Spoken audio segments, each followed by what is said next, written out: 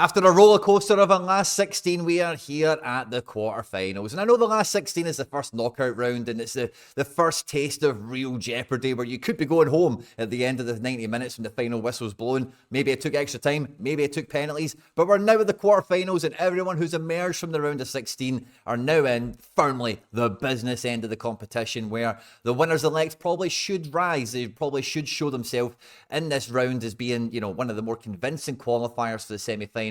Because the confidence from the quarters to the semis is normally what does lead a team into a really great position leading into the final. And in the video today, we're going to be picking up from where we left off in the round of 16. We're going to be going on to UEFA.com and on SofaScore, and we're going to predict the outcomes and the score lines for the quarterfinals in an effort to try and see how the semi-finals are going to shape up, and can we see who the would-be winner was. Like in the last video, you guys are free to play along with us as well, and get into the comment section and let me know what your shouts are. What are your outside shouts? Who's going to be the surprise knockout, the team that's going to upset the odds and be the shock result of the round, essentially. At any point in the video, if you do laugh, you learn, you like something or whatever, please do like and subscribe to the channel for more content like this, guys. We've had a fantastic summer so far, covering the Euros and the transfer window and everything else in between as we get set for a massive 24-25 season. And guys, we're this close to cracking 10,000 subscribers, and you've got no idea how much that would mean to me. So if you do enjoy the content, please do hit the subscribe button for more content like this, and I'm looking forward to catching what your outside shouts are in the comment section for this one. And yeah, let's just get stuck straight into it.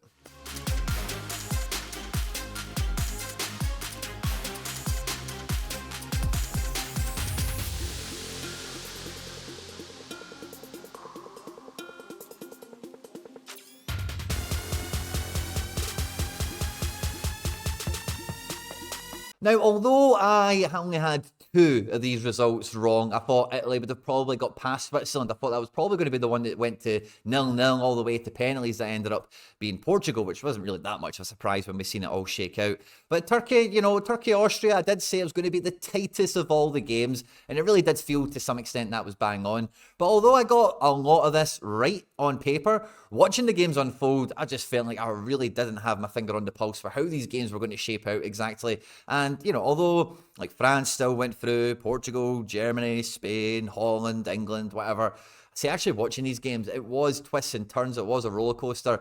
And although I can probably say, yeah, I got, 6 out of 8 right, I really don't feel like I got any of it right, to be quite honest with you. And coming into the quarterfinals, I'm trying to put my football romanticist kind of hat back on for this one, because at this stage of the tournament, with some of the nations that are involved, the team on paper, the quality of the individual kind of does move away to the side, and it is about the momentum, it is about the cohesion of the team, it is about the colour and the emotion pouring from the stands onto the pitch.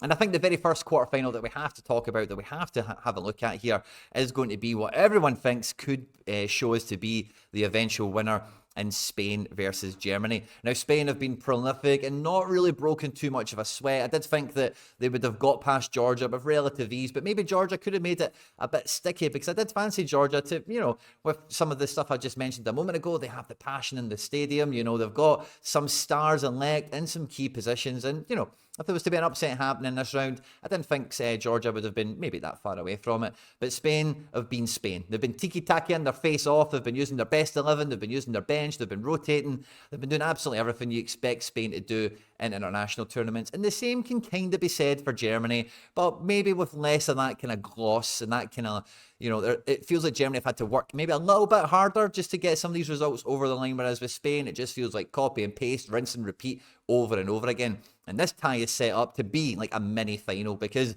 both teams will, obviously, if they lose, they're out, certainly, but both teams will really look at this as being the 2 favourites of the competition. And if you can get past this round, if you're Germany or Spain, you really should be going into the semi-final, which won't be easy, but you really should be going into that with supreme confidence and really kick yourself in to hopefully a pretty favourable opponent in the final.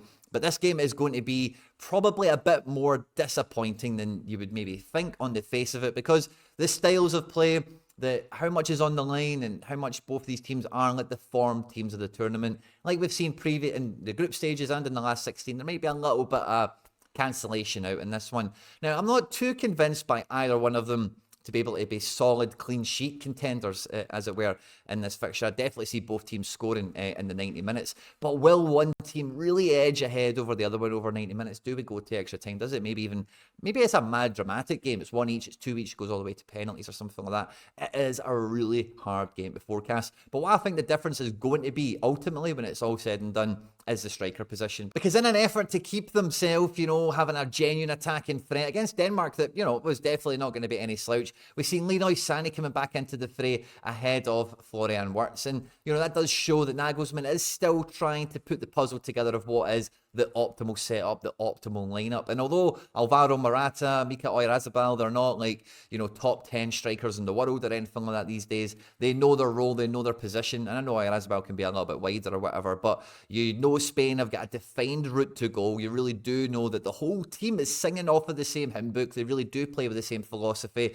And those goal scorers, those guys that make the difference, know the positions to be in. And the rest of the team, off the ball, on the ball, they're so well drilled, they're so well coached from such a young age on the same system that I do think Spain's kind of next level cohesion will ultimately be the difference. In terms of changing what I perceive the game to work into being into an actual scoreline is really, really difficult. I think Spain have definitely got a goal or two in them. I do think from open play that they're probably just as dangerous as Germany have been able to move the opposition from left to right and make those incisive passes, attack with pace, and then that killer instinct in attack. And I do think Spain have got, more firepower than Germany have faced so far in the tournament. I don't think Denmark have been that prolific necessarily.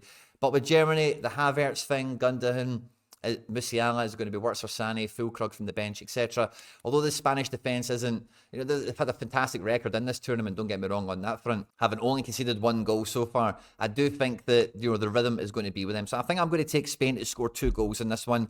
But Germany, like I said, there's no way they don't score against Spain in this one, having the home advantage. They're in a really good vein of form themselves, a really top team as well, with plenty of options for the bench. So if I had to go with a scoreline, I'm going to go with 2-1. But I think with this game, it's really hard to get a scoreline because the first goal goes for Germany. Game plans and game states and all this other kind of thing really does, change the dynamic, does change the complexion of the game. But ultimately, I do see Spain progressing out of this one and making it through to the semi-final.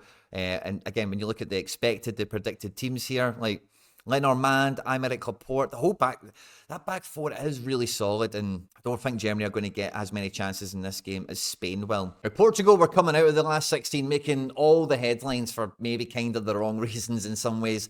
But as we've seen with Portugal, particularly in the Euros, form really doesn't matter for them too much. They really can just get the job done in most match days against most opponents. And if they are going to go the distance and try and give Ronaldo another big accolade to add to his career, beating France is going to be on the agenda. Even if they didn't meet in the quarterfinals, they would probably have to meet them in the semis or maybe even the final. So I think this is a game that's maybe came at a better time for Portugal than France, perhaps, because France, having just got past Belgium, been very unconvincing in this tournament so far. They're much more of a team that you expect to get into top gear, start blowing the opposition away, and then, they have that bit of fear factor before most games coming into it. But Portugal have been so solid defensively and really do have all the talent you would want in all of the right places that I think we normally associate being a bit of a French thing, a bit of a France thing. But France just haven't been quite clicking. It's not really quite worked into place for them in this one. And I think this is potentially a match that could finish in a draw and go to the extra time, go the distance all the way into penalties. Because I do think that this is going to be low scoring. I don't think there's going to be many chances. The French defence is very formidable. And if Ronaldo keeps up his form, the kind of way he's been playing over this tournament, it's hard to imagine that Portugal do smash through that French resistance and really do, get a foothold in the game, get a real handle on the tie and really control the way the tempo of the game is going to go for a significant period of time. So I do think, I don't know if I would quite put this into the 0-0 category, because I do think that France have got, as much as Portugal, the great midfield, great attacking players that on the day, a do or die situation in a match that they could maybe come up with something. But I think this will be a draw ultimately. I'm going to go for Portugal 1, France 1. And I think, again, when you look at the form and everything else coming into this from the group stages, the last 16 into the quarterfinals, that's probably not too bold of a shout. If I was going to say who I think is going to progress from this, I would actually take Portugal to do the damage on extra time or penalties if it does end up in a draw in the 90 minutes. So I'm going to put my neck on the line and say Portugal, similar to like I did with Italy in the last round, although I've got this game as a draw. I think Portugal are just about going to qualify through, and it could be the end of the Didier Deschamps era for Le Bleu. And then we come to England versus Switzerland, the battle of the red and white cross teams, as it were. Now, Switzerland have firmly become like the dark horse, I think, for a lot of people. They've been very formidable. I wouldn't say they've not broke a sweat, but the results they've got, the style of play, like it doesn't really feel that they're punching above their weight too much. It feels like the results and the progression that they've been earning has been well earned and very well deserved. Whereas with England, it does feel like the stark compare and contrast to that, where they've been qualifying, they've just been about getting the results, but it doesn't overly feel too well earned. It doesn't really feel like they've done it through tactical genius or just out and out outclassing the opponent, but it's been slithers of luck, good opportunities for when the goals go in to control game states and get the result over the line.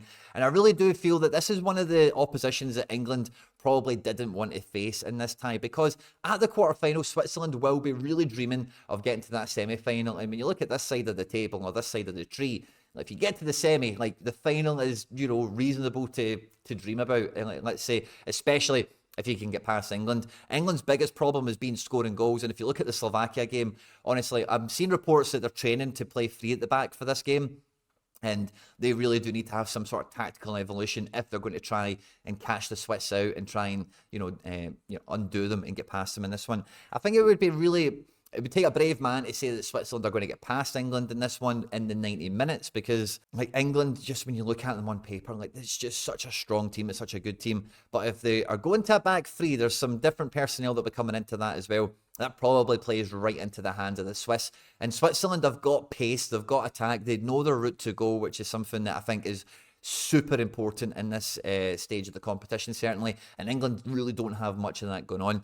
So I think I could see Switzerland opening the scoring in this game.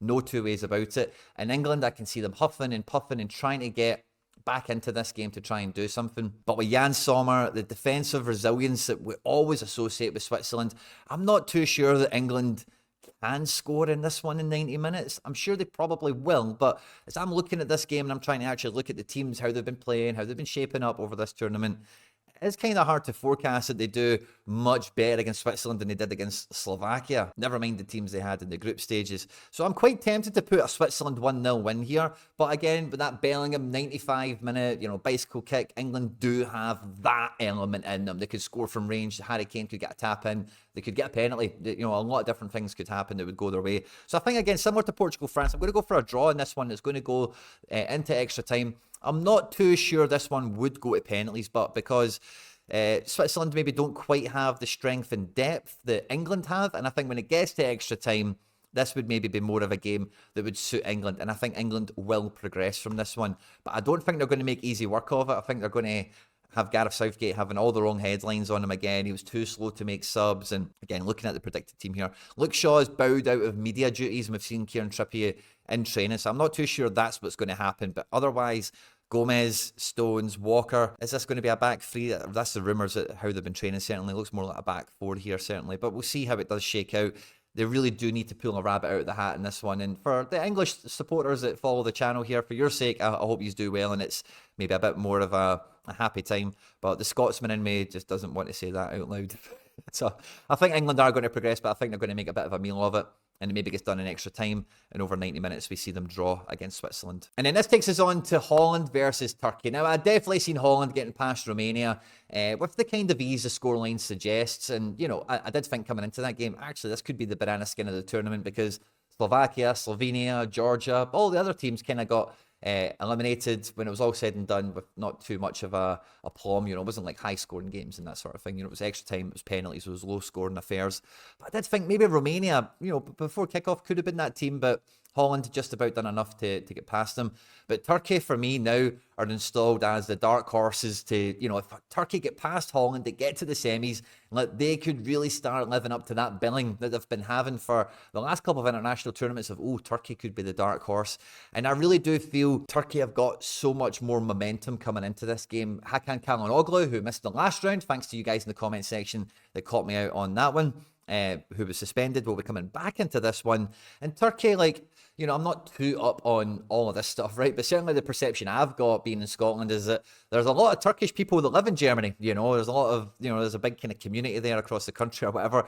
So this is not really a home game for Turkey, but I know Holland borders with Germany, and I'm sure, we've seen the turnout that we've had from the Dutch fans, but this is going to be a cauldron of a match, and I really do feel that the Turkish support, the Turkish momentum that the team has certainly actually on the pitch, this could be the difference. I'm not too sure Holland are going to get as many goals in this one as they did against Romania, but I definitely think Holland have got a goal or two in them, no two ways about it.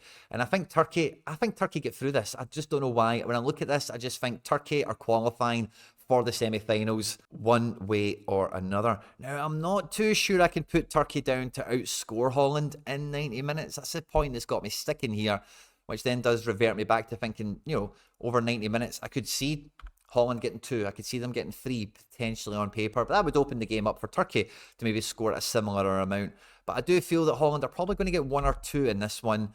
But I do think that Turkey qualifies. I'm going to go for Turkey to win this by 2-1. I think the return of Calhanoglu, the stardust of Arda Güler, could be the difference that makes this one up. And I think Turkey will be the surprise of the round, perhaps, is maybe the way to think of it. Depending on how you feel the Portugal and the France game, what you think about that, and England, Switzerland, and whatever. But I do feel that Turkey are going to qualify from it. But again, when you look at the Dutch team, it is really hard to imagine that they get eliminated. But for me, it does feel like Turkey have the X factor with them of the tournament. They've got that grease factor that, although they don't have everything going their way, when the first whistle gets blown, the match has to be played on the pitch. I just feel like they've got it. It's been a fantastic tournament so far, guys. I cannot wait for the quarterfinals to get started, and we can start to see who qualifies for the semi-finals, and then we can start to really think about trying to predict the final, trying to predict the winner. On screen now is some other stuff that I've made that YouTube thinks you might enjoy. I hope you enjoyed this one, guys. Don't forget to jump into the comment section and let me know what your outside shout is for the quarterfinals. Don't forget to like and subscribe and all that good stuff. Stay out of trouble, and I will catch you on the next one.